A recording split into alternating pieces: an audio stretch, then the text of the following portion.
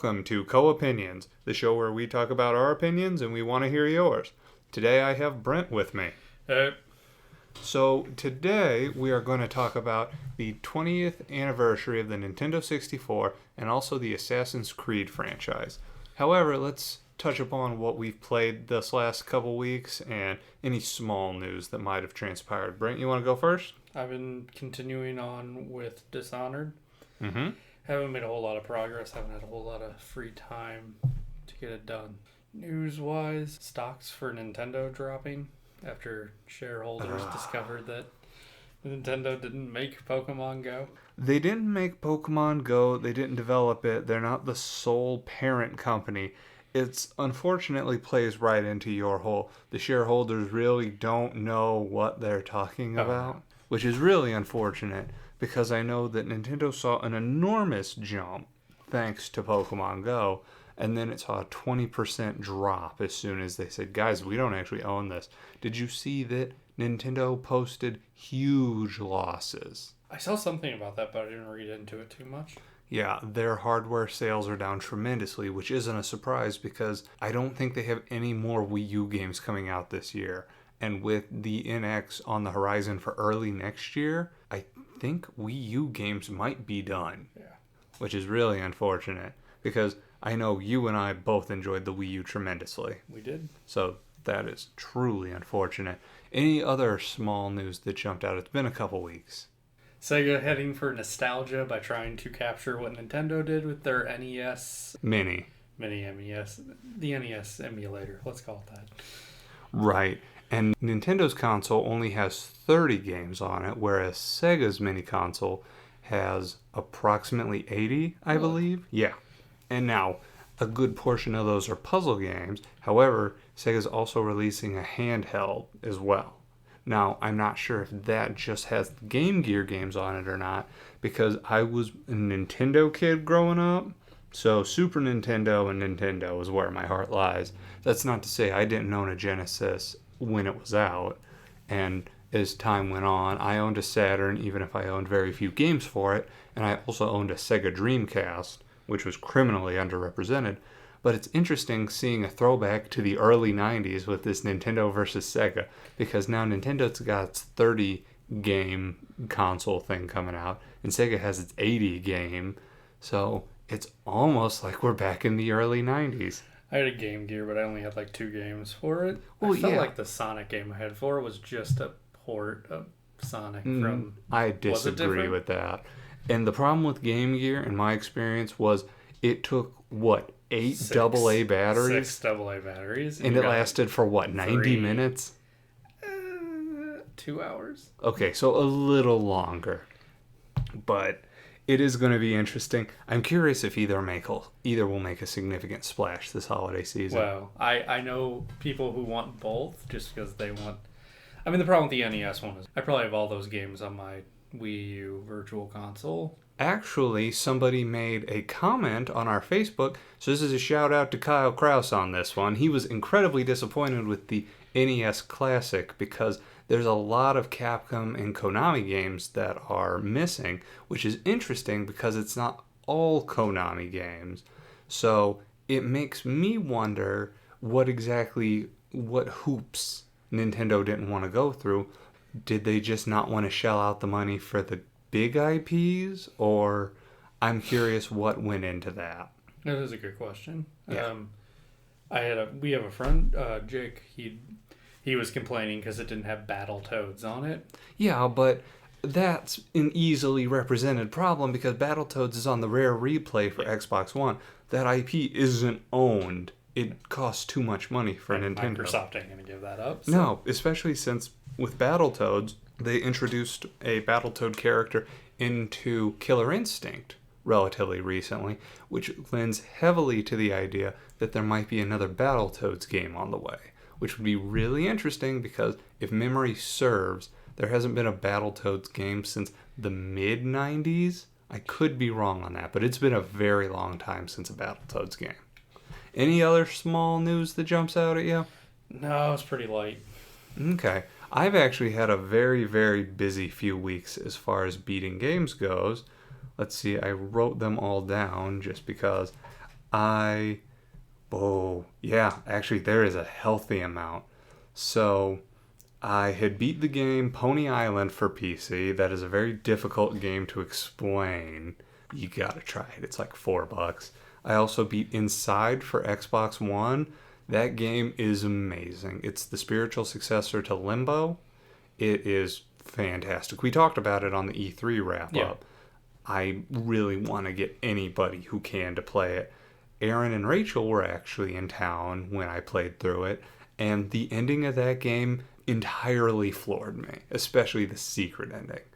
The other games I've beaten since we've last talked, I beat a horror game, a meta horror game called I'm Scared on PC. Very difficult to categorize, very cheap though. If you're interested, you can play my version. Oh, I beat Mighty Number 9.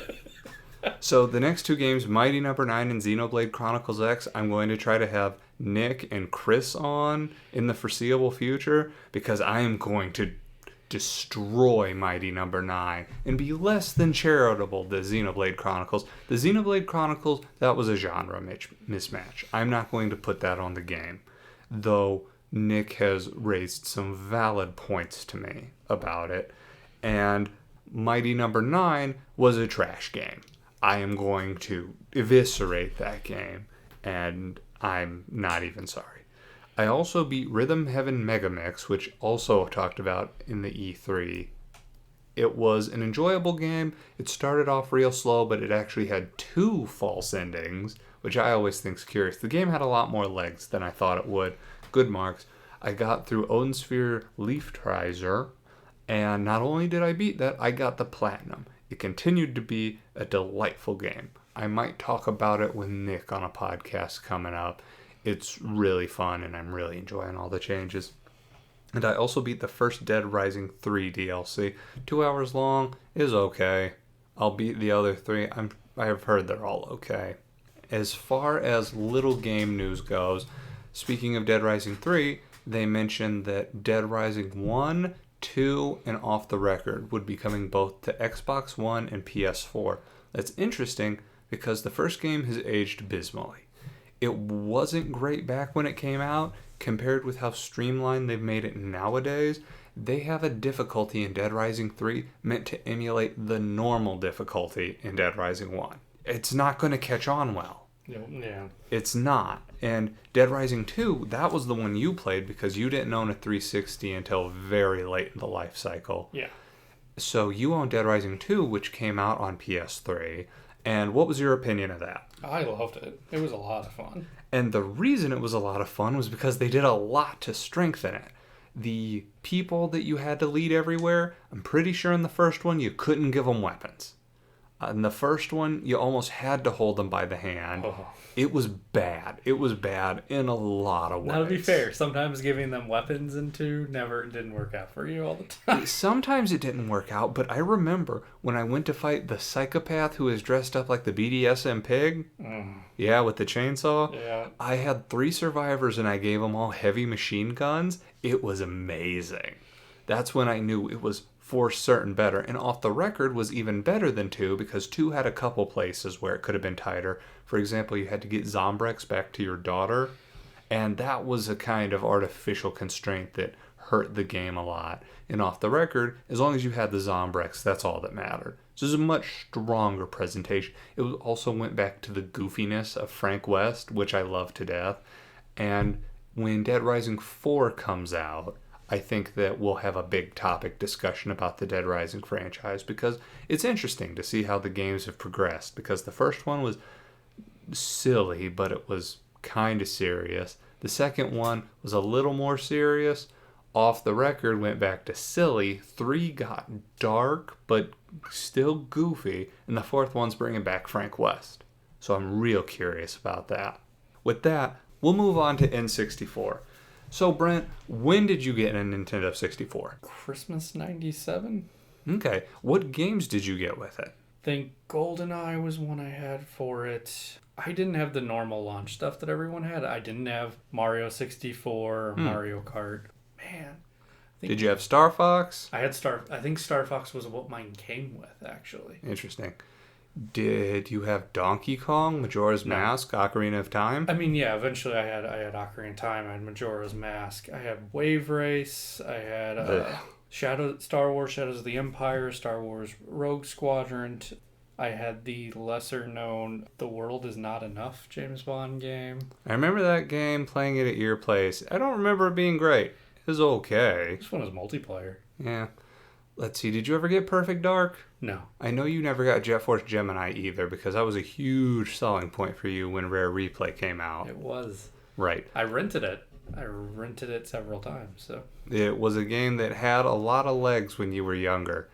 What made you decide you want an N64 over PlayStation? Because at that point in time, those were really the two big choices. You don't strike me as a guy who's like, I could have went with the Sega Saturn. I think more people I know had N64s at the time, which I think is why I didn't have Mario Kart. Oh, Diddy Kong Racing. There was another game. Oh, you really like that It game. was fun. Probably childhood nostalgia more than anything. It has not aged well. Mm-mm. Graphically, it is not. Of all those games, graphically, it has probably aged the worst. Right. And you never played a majority of the N64 3D platformers, which we've talked about will be a topic in the future. One that will probably not go over great with my stance. Did you own a PlayStation 1? No, but I had a friend who did. I borrowed theirs. That's how I came to like Metal Gear Solid. Oh, yeah. That would make sense. Demo disc. Demo disc? Yeah, there Man, that's a blast from the past right there. Demo discs. I haven't seen one of those since PlayStation 2. Mm-mm. So for me, the N64, I actually had to save up my own money to buy any system after a Super Nintendo.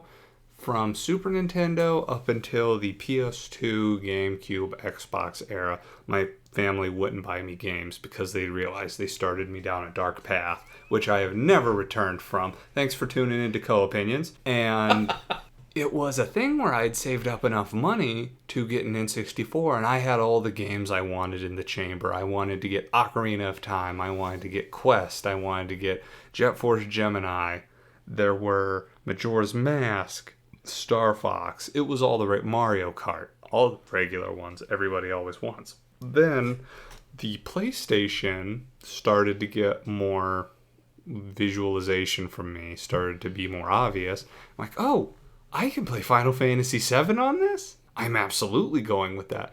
And I think now, even now, when I think back to it, it was better for me to get the PlayStation because I played some of the most text-heavy RPGs that I think contributed heavily to my reading and writing ability. I kid you not. Because a 45-hour RPG that's very heavy in the text definitely develops your reading skills more than Mario 64, which is not to say that Mario 64 is an inferior game. In fact, it is arguably the only decent 3D platformer that came out on that system, and I will stand by that. I sincerely look forward to the time when I have to defend this position. And I ended up getting an N64 my sophomore year of college, my sophomore year of high school, which I believe was 2003-ish. Yep. Yeah. I'd come into a decent sum of money because I'd saved up a bunch from working. I bought an N64 in every game I ever wanted on the N64. And I didn't end up beating most of them, but I got to play games like Paper Mario, which was amazing.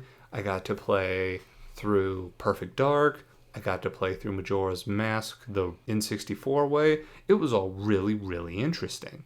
So I enjoyed it a lot, but looking back on it, what would you say your favorite mainstream game of the N64 was? Are we just talking games I owned when I had it, or games since? We're going to say games you owned when you had it. Well, I still have it. GoldenEye? Probably. Okay. Now, was it because it was a first-person shooter? Was it because it was James Bond? Was it because of the multiplayer? What about that really called to you? I think it was a mixture of it, actually. Playing with people was a lot of fun. I mean, who never placed proximity mines in a hallway waiting for someone to walk down it and then blew yourself up while trying to kill your... Well, it's practically a BuzzFeed page. You were a 90s kid if you thought that all slappers was a good idea, and you know what that means. It was never a good idea. No. Slappers was the stupidest thing. You know what was a good idea? Knife fight. Throwing knives. I don't think I ever did throw. Oh yeah. No, it's super great because the throwing knives are a one-hit kill, but you have to be very precise with the throw. And you can go pick up the knives after you've thrown them. So it's interesting. Now that it's years later, would you say that your favorite N64 game has changed from GoldenEye to something else? Man. Yeah. I mean, I really liked Mario 64. I mean, I beat it. I 101 starred that thing when I got 101? Hit 120. No, you're thinking Mario Galaxy. Oh, did it have 200? It had more than 101, didn't it? No. Hold up, we're going to check this. And we're back. Brent, now that we've looked it up, It is how many? 121 stars That's with the Yoshi right. one. All right. That's right. You don't know how dedicated. What? I didn't even get all those stars and I knew that. Eat it. Ah, gratifying. But you did play that game a lot. I know that when the 3DS came out, no, it was just the DS. Just the DS. You played the death out of Mario 64 DS, didn't you? I've never beaten it. It's fun, but it's not the game. It's not the same kind of nostalgia as I have for 64 because it's different. I mean, you didn't play as Wario in the original one. Didn't play as Wario or Luigi or Yoshi. I mean, it's built on the same game, but it's not the same game. So, I mean, to me, at least that's how I view it. Well, and that's actually an interesting thing because a case could be made on why some of these are improvements. For example, with the N64 games Ocarina of Time and Majora's Mask. Both of those were remade for 3DS. They were remade with less glitches and better textures, so the game actually looks better on 3DS. So, which of those... I don't think you've actually played Ocarina of Time or Majora's Mask on 3DS, have you? No. I've played both of them, and I will be the first to admit that Ocarina of Time I went through too fast and it soured my opinion a lot on the 3DS version, but I could see why some people would find it to be superior. The Majora's Mask I played much better paced, and I would go as far to say as it was more enjoyable on the 3DS because they tweaked it tremendously. Did you play through Majora's Mask on N64? I actually remember. Go ahead, give all the details about this. Never beaten it. Because... First, I hate I like the water temple. I hate the water temple boss. I thought the water temple in that game was inventive. I liked the pipes turning them around to get to other places, but I hated that fish. And I know that they fixed that. Well, kind of.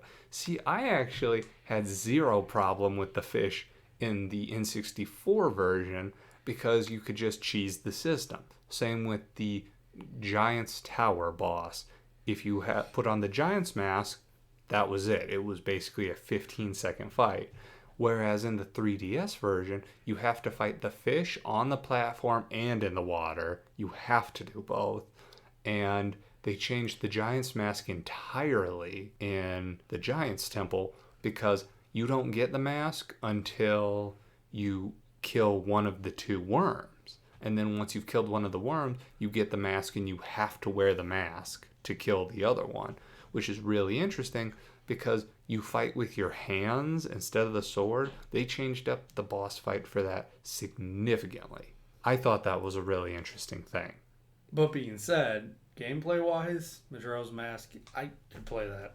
I would love to pick it up again and just start playing through it. It was so much fun. It was super fun, and I would challenge you to try it on the 3DS, only because they changed a lot of things to make it a lot more palatable. For example, the Song of Double Time now allows you to jump to any hour remaining in the current day. So it no longer jumps ahead by, 6 or 8 hour increments? I think it was 6. Right.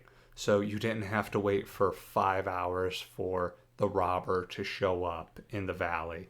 There was a lot of waiting in that game that made it really, really difficult. The cows, the saucer. The cows, the saucer. There was some of the milk cafe thing where you had to wait until the very end.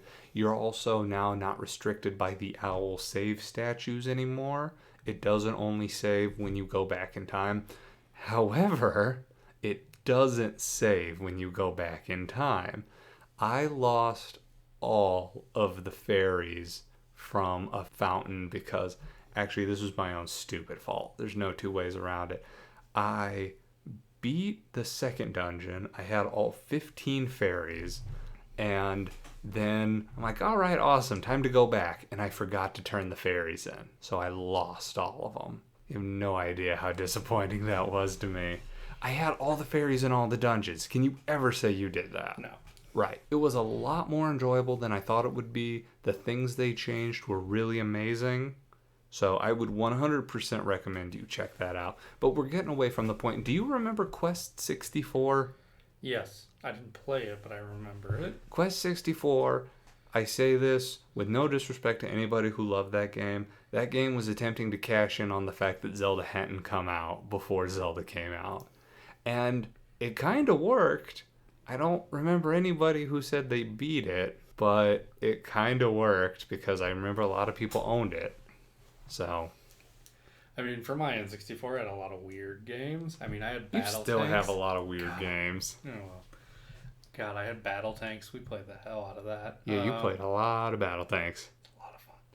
Wave Race, I had that. Everybody had that when the N64 came out, though. I'm 90% sure it was bundled with it. It was one of the early games. It was, but I'm almost positive. I have to check. I thought mine came with Star Fox. Maybe it came with Wave Race. Lots of people's came with Wave Race. The only thing I remember about Wave Race, other than for some reason I really got into it, but I know I was younger than 10, so the N64 in and of itself was a modern marvel to me. Wave Race, if you beat the first race in a particular way, you got to ride around on dolphins. Yeah, someone showed me that one. I could not remember how to do that. So other things we should talk about. The expansion pack. It's one of the first things I remember having something like that. Now, the expansion pack, you are referring to the little red thing you put in it, correct? Yes. Now, do you remember which games that debuted with? Mine came with Zelda, Majora's Mask. It also was required for Donkey Kong. I don't remember if it came with Donkey Kong, but wasn't that just an expansion pack to give additional RAM? Yeah. Okay. Now, that was interesting because the additional RAM was utilized in a couple games like Banjo-Kazooie. We'd actually talked about this on a previous podcast, I believe, where they thought that things would be stored in the RAM of the N64 for 30 seconds, but the actual math behind it made it so it was 3 seconds. So when they wanted to do a cartridge swap thing, the idea was completely non-feasible. So that was interesting, correct? Now, you say it was the first thing you can think of like that. I'm sure it's not, but it's the first thing I can think of like that. If we're talking about expansion, Sega unfortunately has you beat. Did Sega Saturn have... Not just Sega Saturn, Genesis? Sega Genesis had the 32X, which had one game I cared about. It also had the Sega CD, and I think the Super Nintendo might have had something, but I could just be confusing with the game Genie. That being said, I think the Super Nintendo, it had a Game Boy thing, but... Actually, all of them have had one, except the NES, I think. Yeah. The Super Nintendo had the Super Game Boy, but I think the Super Nintendo was intended to have a disc drive attached. That was actually supposed to be like the proto PlayStation. But Nintendo... 64 PlayStation hybrid that someone claims they found. Let's take a step back. We'll get back to that. I want to talk about my favorite games. Okay. So one of my favorite games that was heinously underappreciated because it came out at the tail end of the N64. It was outrageously expensive, even at the time. Do you have any idea what this was? I do not. I'll give you a hint. Great Mighty Pooh. If that doesn't tell you... Conker's Bad Fur Day? Conker's Bad Fur Day. That game was amazing because it had a lot of gross humor you just didn't see in those kind of games. It was surprisingly uncensored, which made it way more of a bummer when they brought it back several years later on the Xbox. They censored it much, much more, which was confusing. A game put out on a Nintendo console received less censorship than a game put out on Microsoft. I feel like I read a story about the whole it being uncensored on the Nintendo thing and something about Nintendo not liking it. Of course Nintendo didn't like it. Yeah, of course. But I feel like there was something... I would have to find the story to it. But I read something a long time ago about it. I'd be really curious because Conker is to parody what Mel Brooks kind of was to parody, in that it didn't constantly ride on it. There were references constantly, but it didn't make the whole game about the parody. So your whole vampire movie or blank movie that was so prevalent in the mid-2000s, that was a bad parody, whereas Spaceballs was a delightful parody. So Conkers is a pop culture parody of an amazing amount of things that ranged from The Matrix to Alien to Hellsing. Yeah, it was really, really interesting. And I loved it to death. Anyways, some other games that I liked, I feel like I had a bit more of a breadth than you did. I'm not sure why. Did you play Gauntlet on N64? We played... it was either yours or a friend Phillips who had... It would have had to have been a friend of Phillips. Legend. Gauntlet Legends. Because I didn't own it. I just knew somebody who did. And I loved playing it, even though it was bad now that I think back. I mean, it was fun at the time. It was fun at the time, but replaying it, you would have much rather the top-down Gauntlet. The top-down Gauntlet was easier to navigate. I don't know how you navigated easily in the isometric type where it didn't really look down on you. It had kind of the angled look. I've played a lot of games like that. I guess I've gotten used to certain, like the X-Men Legends games. I would say the camera angle is probably a little better in those than in Gauntlet. I would hope so, because weren't those Legend games on like 360? They're on PlayStation 2. Okay, so that generation. I would hope it got a little better. I never played a lot of platformers on N64, and that was probably because I think most 3D platformers from that era are terrible. But again, we'll talk about that later. That generation, but N64 in particular, for FPSs, I mean, they gave us GoldenEye. I mean, there are two FPSs people tout as the, beginning of FPSs, and that's GoldenEye and Doom. Well, yeah. Doom and Quake are the ones that people often refer to. GoldenEye is an FPS that brought the genre into the living room. I can't think of a lot of games that had a split-screen co-op quite like that up until that point. Now, that's not to say there wasn't co-op prior to that. There was tons of co-op on Nintendo and Super Nintendo, but there wasn't an overwhelming amount of first-person shooter co-op. I mean, it gave us 3D platformers, that generation. I mean, because N64 isn't the only one. I mean, PlayStation did it too. But I mean, it gave us Mario 64, which I still believe is a great 3D platformer. So, having played it fairly extensively, I didn't beat it nearly to the extent you did, even though I knew how many stars there were, and you did not. We got it. Okay. Yeah, I'm going to drive that into the ground, mister. I beat it so much. So, Mario 64 was a great 3D platformer, but having recently played Banjo-Kazooie, I am going to tear that game apart. Now, a game that was also unrepresented because the N64 was all about the 3D graphics, and it was near the end where people were looking toward the PlayStation 2 and the GameCube and the Xbox for the new 3D graphics. Paper Mario, criminally underrepresented. And as it was a spiritual successor to Super Mario RPG, in fact in Japan it was called Super Mario RPG 2, I loved it to death. In fact, the sequel to that game, Paper Mario and the Thousand Year Door, one of my favorite RPGs, especially of that era. It was a fantastic game. It also gave us, the N64 also gave birth to the 3D Zelda. It gave birth to 3D Zelda, which, pessimism alert, okay? I know. I'll try to keep it brief.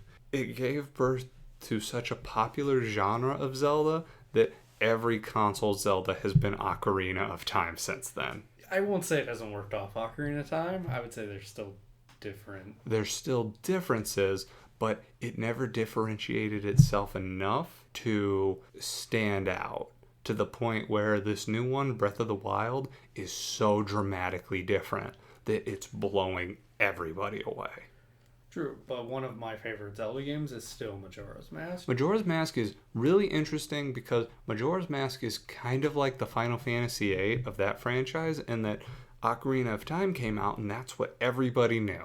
Everybody knew Ocarina of Time. So when Majora's Mask came out, and it wasn't Ocarina of Time, it introduced a bunch of new different mechanics, different ways of achieving your goal. A lot of people didn't like that. Which I don't know why. I loved that. Well, just the masks, everything about it. It's because it wasn't the same game. I know. It's the same reason that when Final FF8 Fantasy VII to Final came Fantasy, out. Yeah, and they're like, where's Cloud? Where's Tifa? Where's Sephiroth? What do you mean? People just weren't familiar with that. And that's not to say that there haven't been some continuations, because Majora's Mask is a direct sequel to Ocarina of Time, whereas Final Fantasy VIII has zero relevance to 7. It's still much, much different. So when you were playing on Nintendo, Zelda, then Zelda 2, then Link to the Past, you came to expect changes. So it wasn't that much of a thing. Now, I know you didn't play those earlier Zelda games. You played Zelda 2. Yeah, and I had Link's Awakening. Oh, That's yeah. the one on the Game Boy, right? God, I love that game. I love that game so much. Yeah, it is the one. I've beat that game more times than I can count. Mm-hmm. No, my first true foray into Zelda would be Ocarina of Time. Right, and that's what a lot of people's was. The N64 did give us a lot. It gave us some ideas that the GameCube would try to polish up, and unfortunately not really succeed at that. GameCube was the black sheep, not including the Virtual Boy, which is the ultimate black sheep. In terms of black sheepiness, I think it goes Virtual Boy's the worst, then GameCube, then Wii U. I could be getting GameCube and Wii U mixed around. I think maybe should be level to level there. Yeah, probably. I'm talking solely in terms of sales. Oh, well then, yeah.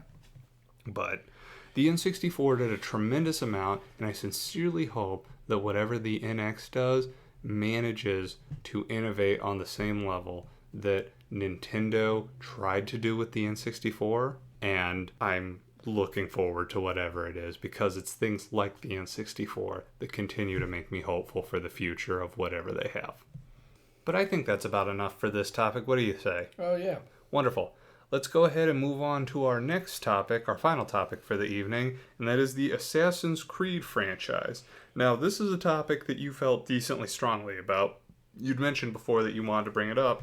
Why don't you tell me why? I mean, it's a franchise we've both played quite Extensively. Yeah. You've played 2 more things than I have, the side games. You played Liberation, which was originally on the Vita, but then got ported in an HD version to PS3 and Xbox 360. And then you played Chronicles. I played the first Chronicles game, which was the 2.5D side-scrolling stealth game, which I had immensely high hopes for because it seemed similar to me to the Xbox Live game Mark of the Ninja, which I loved to death, and it was so good. And this was not.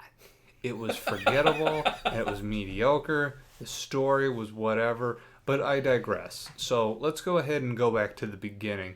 The original Assassin's Creed game came out in 2007? 2007-ish, sounds about right. 6 or 7. Mm-hmm. And at the time, it was really interesting because this was a game set through the historical lens of somebody who was during the Crusades. Mm-hmm. And you were playing as an assassin, Altair, one of the first of his order. And there just wasn't a lot of games with similar gameplay to this, and it was really interesting. But even at the time, it felt a little repetitive. Well, built off of some mechanics from Prince of Persia. So you some had that. Mechanics. Some, but not a whole lot. Right. But then the game really hit its stride with Assassin's Creed 2. Oh, God, yeah. Where the characterization was significantly better, the variation in the missions and in the environment, and there wasn't a big, empty, boring hub world. The story was just far more narrative. I mean, there wasn't a whole lot of story to the first one. Yeah, it was just a series of murders that had a thin plot line running in between them. It kind of just set up the rest of it.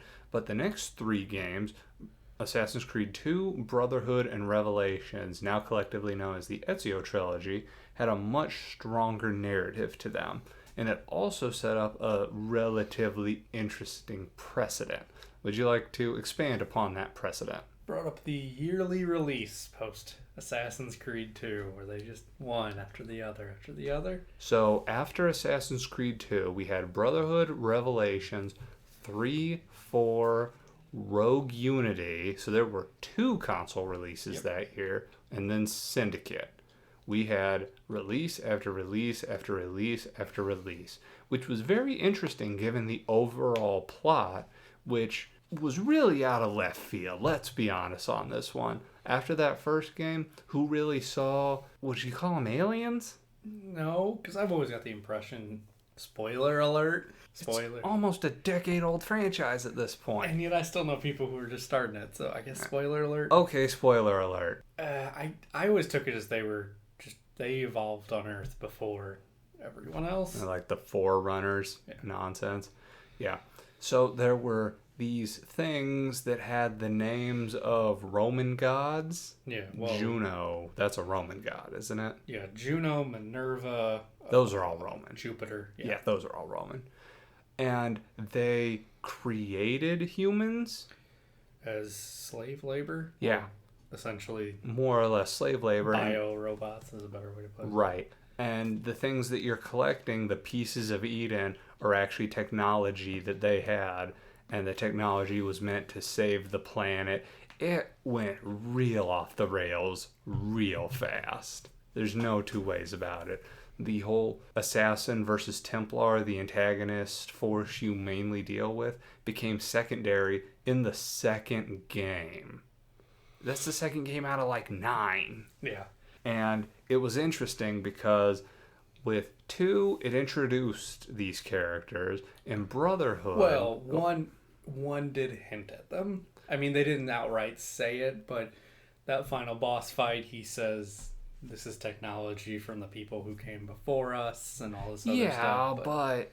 And there are the scribbles on the wall at the very end of the game. Yeah, no, I'm sure those scribbles on the wall, 100%. People did piece some stuff together out of them, so... You gotta hand it to those crazies. Anyways, with the second game, they introduced it. With Brotherhood, they further refined it and delved into it a little more.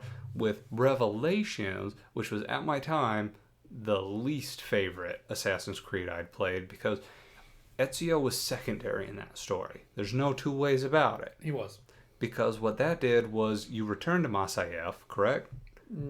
He returns to Masyaf. Which is where the first game was set.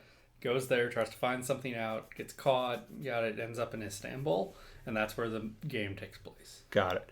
And you find what's essentially a proto-animus, which is the thing that you get hooked up in the current day to experience all these memories of your ancestor.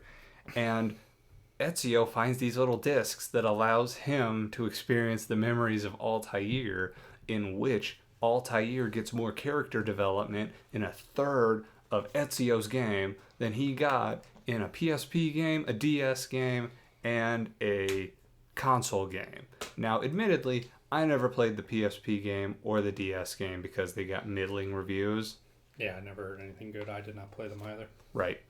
And from there, it went into where Assassin's Creed kind of started to hit a troubled patch. Because 3 got decent reviews when it came out, if memory serves. And I'm going to say this as a guy who 100%ed that game within a week of it coming out. That game was buggy. That game was almost disastrously buggy. Do you remember how many patches that game got upon release? You didn't have as much trouble as I did. I didn't. But I played that game. I think I sunk 60 hours into it that first week I got it. I only ran into a few problems. Like, there were things I never had trouble with. But I also watched you do missions completely different from the way that I did them. So. You saw the problems I had. Some of them, yeah. So, I remember there was one mission where you had to catch a guy who was But running through a crowd. I'm not trying to make this about console, but mine was on the PS3. Yours was on Yeah, 360. but they still patched both of them tremendously. There's no denying how many patches that game got. It got a lot.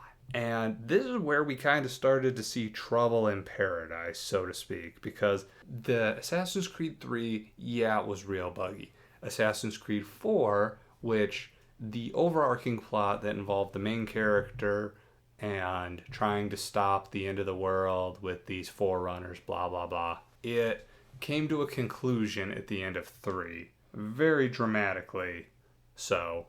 And in the fourth game, it went into the backstory for The grandfather of the protagonist of from 3. AC3, where you played as a pirate. And let's be honest, AC4, maybe one of the best Assassin's Creed games. It's one of the better ones, yeah. Oh, yeah. They took the ship sailing mechanic that. Which I liked a lot. Right, everybody liked it in 3. I know some people that don't, but Yeah, well, it's not my fault you make friends with terrorists. There's nothing I can do about that. Who doesn't like the ship sailing mechanic? Mark. Mark doesn't count. Didn't he come into this like 10 years after the franchise Yeah, started? but he did start at 1 and build all the way. Yeah, but I feel like if he had, whatever, I'm not going to be that guy. But in 3, it was really interesting. In 4, it was amazing. It was super good in 4 to the point where they made it a significant part of the story. And they tried to keep it as a thing in the current generation iteration of the next game, current generation for the time. Assassin's Creed 4 came out on Xbox 360 and PS3. And then the next two games came out in the following year, Assassin's Creed Rogue and Assassin's Creed Unity. Rogue stayed on the 360 and PS3, but the Xbox One and the PS4 had just come out, so Assassin's Creed Unity was put out on those. Yep. There was a new worst game in town because that game was garbage. That game had patches the equivalent to the size of the game. They tried something ambitious and they failed. They need to acknowledge it. I'm sure they did acknowledge it in some capacity, but they didn't test it enough. The rigors of trying to put a game out that fast became apparent. You saw so many screenshots where the textures of their face wouldn't load, and all you saw was the eyes and the teeth. Had they just stuck with Rogue, I think they would have been better off. Rogue was an incredibly strong game. I think had they ported Rogue to the current generation, they would have been better off. To the current generation. Now, that's assuming that they could have used the same engine. I think the reason that Unity screwed up so bad was because they tried to put on a new awesome engine and they had not worked out the subtleties. And they paid the price because that game did so bad, they gave people their money. They gave the DLC out to everybody for free. Yeah. That game, I think it annihilated people's goodwill with that franchise. It annihilated my goodwill with the franchise, and I'd been buying every game when it came out.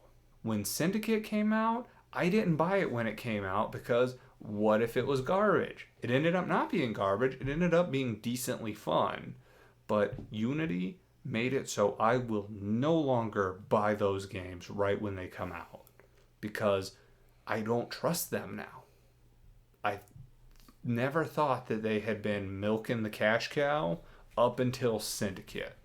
Syndicate made me go, they really need to rethink their policy.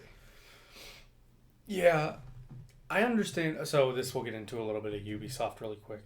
I mean, I understand because I've read their reasoning. Their whole thing is about how they don't want to have to fire their production staffs, and like every other company does when they get done with games, they want to keep moving them on to the next projects, and that is an honorable thing, you know. Right. But anyways, I think they have more franchises they could be trying to put out. I think trying to force an Assassin's Creed out every year became a huge issue, just in terms of story and. They were trying to make it be a consistent story, and it really wasn't working. It was working in terms of narrative, but they were kind of rushing it. These last few games, where you no longer have somebody you focused on in the present day, in the first, I'm going to say 3 games, but it's 5 games because it was 1, Yeah, it's a 2, trilogy. 2, 2, 2, 3, 3. Revelations and Brotherhood always felt like those expansion packs from years ago. You know, you get a game on the computer, you get a big expansion pack the next year Yeah. with a decently sized extra story to it. Yeah, but Brotherhood was amazing. It was. So I loved Brotherhood. So Brotherhood was my favorite up until 4. 4 was super good. Rogue was criminally overlooked. it was. Unity was hot garbage. Syndicate was okay. I liked Syndicate's story. I liked having the male and female protagonists, switching between them. I liked a lot of mechanics. You're right, it didn't add anything to the series. One thing it did add, and I always wanted them to do this, was even though the antagonistic Templars did a lot of morally reprehensible things, they ran things that allowed the infrastructure of society to keep functioning successfully. This was touched upon in the Assassin's Creed 4 DLC, where the assassin, he was a... That is probably one of the only other things I've never played. You never played that? Never got around to that one. Now, see, it was interesting because Adewale, he was the first White to Edward Kenway. He wanted to go free slaves on an island. I can't remember if it was Cuba or Trinidad or whatever. And the person who was running kind of the Underground Railroad there goes, if you disrupt the order of things straight away, you're going to get everybody killed. And I thought that was interesting because it's like you can't just go in guns blazing. That's not how this works. That was one of my favorite lines from Assassin's Creed 3 when Achilles looks at Connor and tells him, if you're going to try and change the world, just be sure you're ready for when you break it. Right. And that's kind of what I loved about Syndicate, was because Jacob Fry, one of the protagonists, he thought he could just go around killing Templars. And he killed the head banker. He killed some significant doctor. He killed a lot of really big, important people. And he almost destroyed London. Yeah, and his sister had to come behind and clean up the whole mess. Fix everything. I thought that was great because it never touched upon the ramifications of the actions of the assassins. Because, yeah, the Templars did morally reprehensible things. Well, Rogue kind of did. And that's why I think Rogue was criminally underrated. Because in that game, it showed all the terrible things the assassins were trying to do to keep their hold on it. To show that when they were in a position of power, they weren't doing much better. In fact, in Assassin's Creed 3, I thought that was a really great framing device, that the Templars and the Assassins were so similar that when you played through the first, 2 sequences? 3, maybe? Yeah. As Haytham, you thought you were playing as an assassin because they played so similar. But I really love at the very end... Of the intro? Oh. No, the game of 3, when Minerva basically says, if you guys had spent any amount of time trying to work everything out instead of bickering, we gave you everything and you blew it. This is what you've spent all these millennia doing. And I really loved that. So there's some really good story things there. I mean, one of the reasons I love Assassin's Creed is because I like the history stuff. I especially like all the historical events that they're based around, all the real historical events. One thing I really enjoy, I liked having a framing device up until Assassin's Creed 3. I liked having the modern day story to go with. And yeah, you got the super meta video game company for 4 and Rogue, and it was alright. And then they just chucked that out the window with Unity and Syndicate. Right. Now, it does feel like with Syndicate, they're going to come back to something. I think it's not just with Syndicate that they're going to come back to something. Because Syndicate gave the whole, we found a precursor artifact that we could potentially make a precursor with the artifacts. That's what I got out of that. And in Chronicles, of which I only played the first one because they were boring and lame, they implied near the end of it that we're going to have to shut down the Initiates program, was what they were calling everybody who was working for the Assassins.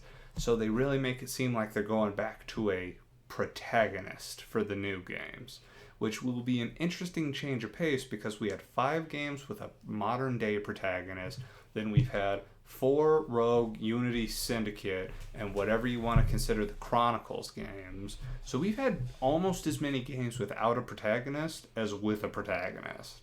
So it's going to be interesting to switch gears back. And you were right. The game has done a lot to increase historical awareness. Now, that being said, it's not always 100% accurate. It's not. The first Assassin's Creed is not. The deaths of people were not that close together. All this other... There was a ton of stuff that was just inaccurate about the first one. And that's actually touched upon in the game. Yeah. The protagonist says, this stuff isn't happening in the right order. And they say something to the extent of hand-waving it, like the winners write the history books. And I think the next biggest problem was Syndicate, and that it's 20 years earlier than it should have been. Oh, right, because of like the train stuff? Yeah. It should have been in the 1880s, and it was in the late 1860s. It's not in the right decade that the time period should have been. Which is a bummer, but... Everything else about it was pretty nice. The historical figures, everything else about it. I think they picked a really interesting time for Syndicate because the Industrial Revolution was an incredibly tumultuous and significant time in history. So I'm really glad that they touched upon that because it was interesting. I'm really curious to see where they go because they can't keep going. I mean, I know everyone's always going, oh, you're going to make a World War II game. And they flat out said multiple times it ain't going to happen. I mean, the rumor is it's almost they're going back in time. And I'm curious where they would go from there because when you played the first game, the way it was posited to you, it made it sound like Altair was the first assassin. It did? It but then did. when you played later games, you found out that's not it's true. not the case. They were going back to like Genghis Khan days. Yeah. They were going way, way back. And that was really interesting. So Well, I also like the spoiler alert, the fact that it's told, through the mini game. The stuff to get the glitches, the glyphs and stuff. Well, you mean from 2 on? And what's the name of those? I don't remember just because in the second game, the puzzles are a little obtuse. I'll be honest with you. For a lot of the puzzles, I looked a lot of it up. But some of the ones, like the ones with the historical pictures and the stuff they have written on them, and the phone call one with the cable company, that was pretty dark. But one of the things I like that stand out is it's either in that or Brotherhood, there's heavy implication that the Assassins and Templar were once the same thing. And well, you kind of got a vibe-ish of that from the Assassin's Creed first game. Because, yeah, you were fighting Templars, but when you went back to see Al-Labin, whatever your mentor's name was. You know who I'm talking about. Yeah, I know what you're talking about. And you kind of got the vibe where he is like, yeah, I'm not a Templar, but I'm also kind of not great. Like, it all kind of went weird. And I don't know. I have no idea what they're going to necessarily do for the historical context.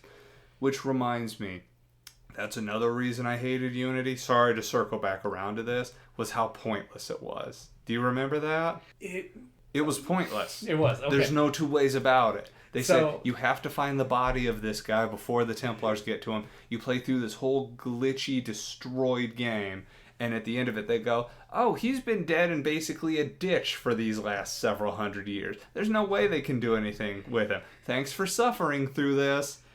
Thanks, guys. Yeah. Really. Ugh. The story was not the best one. I No. don't think it was terrible, but I don't think it was that great. I don't think it conveyed the idea it was trying to convey. With the Assassin's Creed Unity, they were trying to convey the idea of the Templars working together with the Assassins toward a mutual goal to be beneficial. Which would have been great on the heels of Rogue, and it didn't work because one thing that bothered me a lot about the story was it wasn't like the previous games were so engrossed in the historical events going on. It felt like it was the historical like events it was going just on. happening Yeah. during. Yeah, this is set. It's like this is set when the Titanic gets set. No, this is set during the French Revolution. Like You're the French here. Revolution's going on. There are multiple places where people are being beheaded. You're witnessing it. And it just never really kind of sinks in. The opening cinematic dealy bop, where you're playing as a young... I don't even remember the guy's name. Do you Arno. remember? Arno. Yeah. Arno. You're in the Palace of Versailles, aren't you? Yeah. Like, everything's so forgettable about that game. And another thing is the gameplay. They gambled and lost. They tried to make it a multiplayer focused game, and they sacrificed a lot of mechanics to do that. You no longer could whistle because in a multiplayer game, the whistle would break it. I always thought the idea of adding a multiplayer thing that was story-based to Assassin's Creed was a good idea. But coming from Ubisoft, they've done games like that. They did Splinter Cell, the third Splinter Cell game. They did a multiplayer story that was side by side with the main story. Yeah. And that feels like that would have been a way better idea than shoehorning in multiplayer. That's the thing, is that they could have done kind of a Grand Theft Auto Online thing where you aren't playing as the character. That's what ruined it, was these missions weren't side enough that you had the elements all mixed together. Like the equipment from the main game, you could specialize your character in certain roles. You also used in the story. And it just didn't mesh. It didn't mesh at all. Which is sad for multiplayer, because like I really enjoyed their in the previous games and Brotherhood, Revelations. Did they have it in 3? The multiplayer online gameplay. I mean, I thought that was enjoyable, especially because it was a change of pace from your standard Yeah, they had it FPS. in 3 because 3 was the one where they introduced the multi... No, they didn't introduce it. They tightened it up a lot. They introduced it in Brotherhood. Yeah. Because I remember you playing it and you played it like a total chud. Because everybody put on the same costume and wandered around. Man, it's been so long since I played that. I don't think you got to choose what costume you were. Maybe you did. Man, it's been so long. Yeah, it's been a long, long time. So we're getting decently close to the end here. Let's go ahead and talk about what we hope the next iteration, the direction we hope it'll go. I know there's the rumor that the next one may be in Egypt. May also involve Altair's son, the one that left him at the end of his storyline in Revelations. That would be an interesting place. That was sad. It was. So you're hoping for Egypt. Are you hoping for more precursor stuff from the current day? Well, or I'd like to see some kind of wrap-up inclusion of the Juno stuff.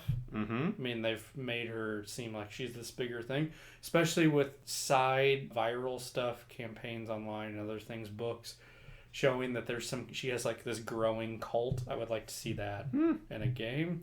You know, you have the movie coming out and stuff, which is also supposed to be set side by side with the games. So I'm really curious how that movie's going to tie into anything, because they've said it's going to be 70% current day. Was it? Yeah, that's going to be interesting, because compared to the games, that's like a 90-10. No, that's even current. I'd say that the games, even when they were heavily involving the protagonist, the current day protagonist, there was maybe 10% of the game you played as the current day protagonist, especially in the first one, where playing as the protagonist involved getting out of the machine, going to bed, getting out of bed. The first two, yeah. There was way more in Brotherhood, though. You got to roam around modern day. Montessori? That ain't right. Montenegri. That sounds right. Yeah. You got to do that. Revelations. I don't remember Revelations. No, you were in a coma, and basically you roamed around in the Animus. But if you got all the pieces, you got to go through the Desmond story stuff and learn backstory on him. I mean, if there was one thing story-wise Revelations was good for, it was everything but Ezio. Yeah. I hope they make more advancements after Syndicate. There were a lot of things in Syndicate I liked. Curious to see where it's going, but I'm really curious to know where it's going myself. Historically, I would have loved to say that they should have done a game in Russia because they had a character there, or done one in the Far East, quote unquote, to say China or Japan, but now they've kind of done one there. India. They took all the really good settings and put them in that crappy 2.5D game. So now they really can't use them. Well, one last point I wanted to get to before we're done, because you have a friend who is from China, and she had complaints about the Chinese Chronicle game. She strongly disliked it because of the historical inaccuracy. She was very angry because she goes, this isn't even when it was set. This isn't how the culture would have evolved. This is not accurate at all. And Assassin's Creed always prides itself. She loves the Assassin's Creed games. And Assassin's Creed China, she was unbelievably disappointed in. I was thinking about it, but it is interesting to note that almost every main game has been in a Western cultured society up until those. It was interesting, and it's very unfortunate, but God, those games made me angry. Those games made me very, very angry. But where do I hope it would go? Do you think something like a Central America would be possible? Like, what if they did a Central America where the Central Americans were the assassins and the Spanish were the Templars? What if they did something like that? Possibly. Or even, it wouldn't even need to be that cut and dry. Well, it could be, because remember in Assassin's Creed 4, when you go to find some natives, they have assassin armor there. They do, don't they? So, yeah. So that's not a bad idea. As far as where the future stuff goes, they're going to talk more about Minerva because she is entrenched in the machine. They're probably going to do more with this prophet stuff that was introduced in the 4th game. Remember that? Yeah. I'm not sure how I feel about all that. Yeah, the Scion, is that what they call him? I just thought they called him the prophet. I could be wrong. There's a name, it's like Scion or something that they used. It's weird. It is weird. It's all the way weird. And is okay, I guess. The current day stuff, I'm not going to say I couldn't be any less interested in. I want them to tighten up the stuff they did in Syndicate. I want them... It's not helpful to say I want them to make a better game, but Unity made me mad. Syndicate introduced the idea that you could just scale all the way up buildings instantly, which for a franchise that's been around close to a decade, they needed to freshen it up somehow. And I think they were moving in the right direction for that. I'm hoping that they have a more organic parkour system moving forward. They started that with Unity. It wasn't the worst in Unity. They made it better in Syndicate. I want more parkour. I want more stealth. My God, if these other first-person stealth games like Dishonored have shown us, it's that you can do stealthy assassin missions well. I don't think that they have ever done it awesome. They got better with Unity and Syndicate with the ideas, but they've never done great. We just didn't know there was better until somebody showed us better. Now, there are games like Thief. There were certain games that emphasize that stealth, but I never played them. So, that's me. I will probably be buying whatever next game they bring out, but I'm going to go into it with a heavy dose of caution just because Unity hurt it a lot. And I think Unity hurt it a lot, and Chronicles, all 3 of those games, I think hurt it a fair bit. So I'm cautious. I think on the last note, I think them holding off this year, good idea. Is a great idea, and I hope that we see some strong results from it. That being said, I think we are coming up on the end of our program. So Brent, thank you for coming on. Yep. And that is all for this week. Don't forget to hit us up on our socials and let us know what you think. And until next time, this is Co-Opinions.